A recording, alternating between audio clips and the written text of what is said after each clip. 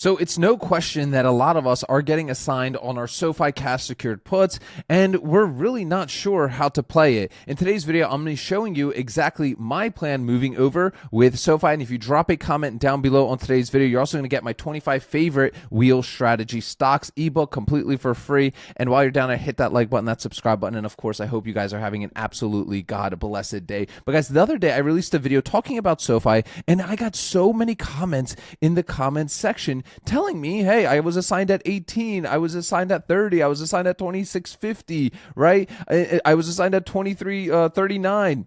Right. So what's the plan, right? And a lot of you maybe just got started with the whole entire wheel strategy for the first time here with SoFi, and that's totally cool, right? Because it's less collateral that's getting locked up, right? It's a great kind of like beginner stock. It's really volatile. You're collecting some juicy premiums, but with those juicy premiums, we have some high risk. However, we have options to, pun intended, to recover, right? We have options to recover and how to play this correctly, and this comes into management of the wheel strategy. Right? This is a really important part of it. A lot of people, what did they do when they got assigned at like 23? And I guess this could be your first option if you really want to, right? They get assigned at like 23 or 20, 26 or 30, and they immediately panic sold on the drop, let's say around, $19 or $18, right? And they lock in their loss. Sure, you can do that. Now, when would I do something like that? Me personally, I would only sell my cash secured put that got assigned below with a strike price, the value of the company,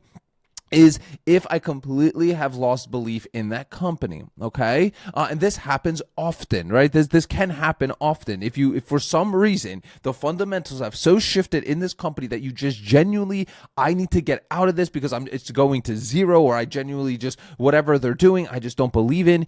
Yes, you can lock in your loss and lose a little bit of money, and it's not that much money. Let's just be real. With SoFi, especially as kind of like even though I don't consider it like a beginner stock because it's very volatile, you do really need to understand how to manage it and stuff. You do need to be careful, right? But there's nothing wrong with selling your shares. You're going to lose a couple $100.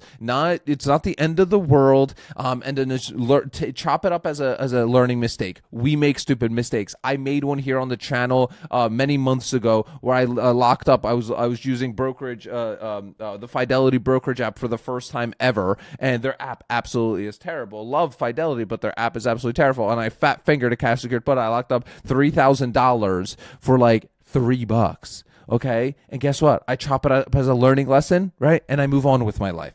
That's okay. This is investing. This is, trading, even though I don't consider myself a trader. I'm not a full-time trader. The last thing I'd ever want to be in my life, but chop it up as a learning lesson. A little bit of an expensive one, but guess what? It's not the end of the world to lose a couple $100. So that's your first option. Is that a good option in my opinion on SoFi? No, it's absolutely not. But do your own due diligence. I'm not a financial advisor. I think the fundamentals of SoFi are absolutely incredible. The CEO just yesterday bought another $1 million worth of shares, right? So we have a lot of positivity. Not only just that, but we also have great fundamentals of this stock, right? We have great fundamentals of this company, great earnings, a great guidance, a great recipe for a great company, in my personal opinion. Can we argue that the P, it's a little bit overvalued with the P ratios? Sure, if we look at it like that, but at the end of the day, it's still a growth stock, okay? So let's talk about specifically other options that you can do if you actually still want to hold on to your shares, okay? So what am I specifically doing? So I'm personally assigned at like 21.50. I'm assigned at 23, and I actually have some at 26 as well, okay? As you guys know, I was doing a covered strangle for a long period of time, meaning I was doing a covered call and a cash secured put on the same expiration. I was running that for a few months just on a weekly basis. Returns were fantastic. I was basically threading the needle every single week, but as we all know, all great things have to come to an end eventually. Even though I do think SoFi will be back here, as we, a lot of this geopolitical stuff that's happening right now that's out of our control adds a lot of volatility into the market. VIX being at 23, obviously all these things don't help. Okay, all these things don't help across the board, but what I'm doing is primarily sitting on my hands. Now, however, SoFi is seeing a nice little run. Okay, yesterday closed up a little over 1% in pre-market today. We'll see what the day brings. Pre-market doesn't mean anything in my personal opinion.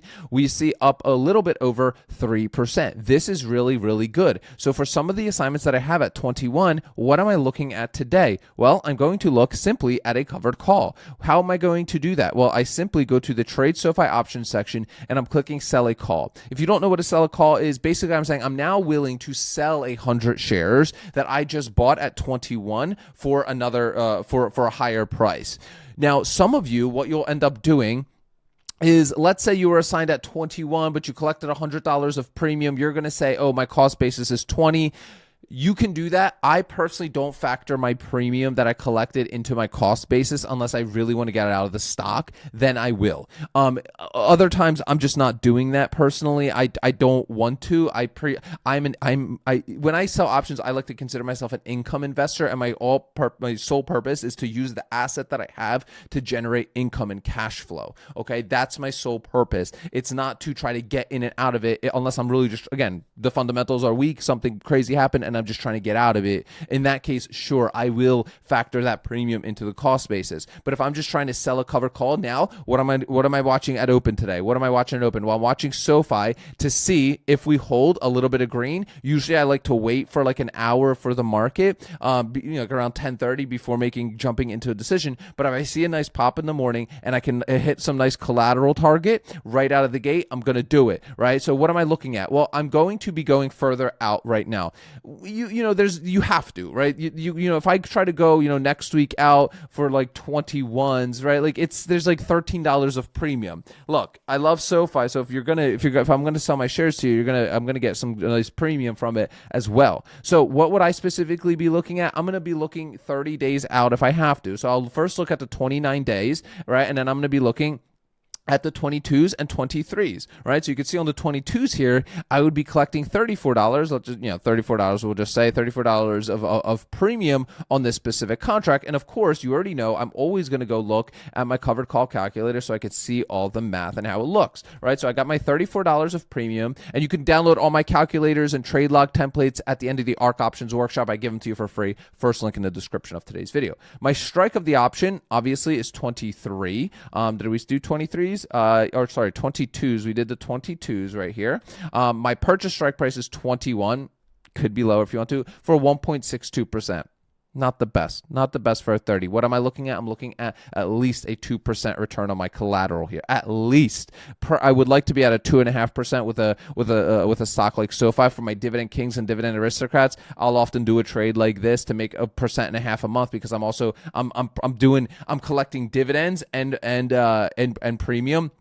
So like I don't really necessarily care too much if I have to if I'm getting a little bit lower of a premium return, okay? But coming back over to SoFi, right? I'm going to most likely have to go out a little bit further unless we continue to pop this morning. So I'll go out a little bit further to 37, and this is where I'll be like, okay, I still like the 22s. I just want to maybe get those 100 shares or 200 shares working.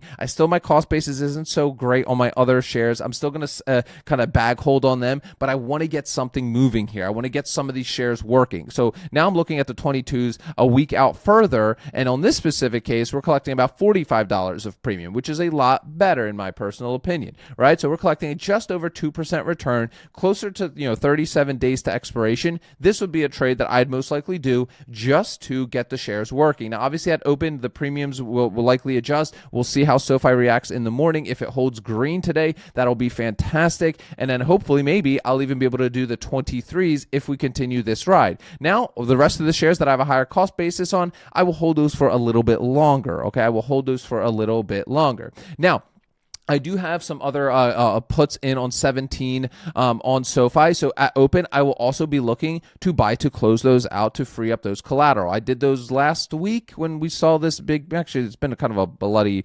roughly since the 20th that we've really been kind of struggling here with SoFi. So I did have some puts open at 17. At this point, if 19 holds, I should be able to close those out for a nice, easy, at minimum, like 60% premium captured. As you guys know, a lot of I like the I call it the 50% rule. So if I can capture 50% of my premium within a day or two, I will close it out. Otherwise, I have something I like to call the 80% rule, where if once I capture about 80 or close to 80% of my premium, then I'll close it out. So we'll see what SoFi gives us. I'm not in a rush to close those out, but if I'm close enough to that 80, I'll do it to free up the collateral, especially since how quickly SoFi, as we know, SoFi can move really, really quick. So if I can capture as a decent amount return on my collateral because I got paid a great collateral for that, and even if I can collect 2% return on my collateral in like a week, even though it's breaking my 50% rule and 80% rule, I don't care because I collected 2% of my money in the span of a week. Why wouldn't I do it? The last option is this, exactly that, is still selling more cash secured puts. Now, obviously, this requires additional collateral on your port. It does require a little bit more risk. Now, I know some people that have asked me to talk about different kinds of strategies on this channel. I will talk more about like put credit spreads because I do think they are an a decent option. I do those a little bit more shorter dated. I don't usually do those 30 days out, and I try to be as risk averse on those. So stay tuned. Most likely tomorrow's video, I'll be talking about more of a beginner strategy where you don't have to wrap up so much money with a cash secured put. But at the end of the day, the cash secured put is far more superior because you are left with an asset, as opposed to if you do a put credit spread, you are simply putting money on the line and being a silly little options buyer, while also being a little silly little option seller as well. But I'm also going to continue to sell puts on this thing, right? I'm still, listen, if you're assigned at 26, at 30, at 23, like me, and you still have high conviction in stock, right? There's nothing wrong with still doing your weeklies, right? You're doing your weeklies at like a lower cost basis at like 17s and 16s. That's kind of what I'm doing. I want to still lower my cost basis, or even if you're a little bit worried and you're still kind of premium chasing, meaning you don't necessarily want to get assigned,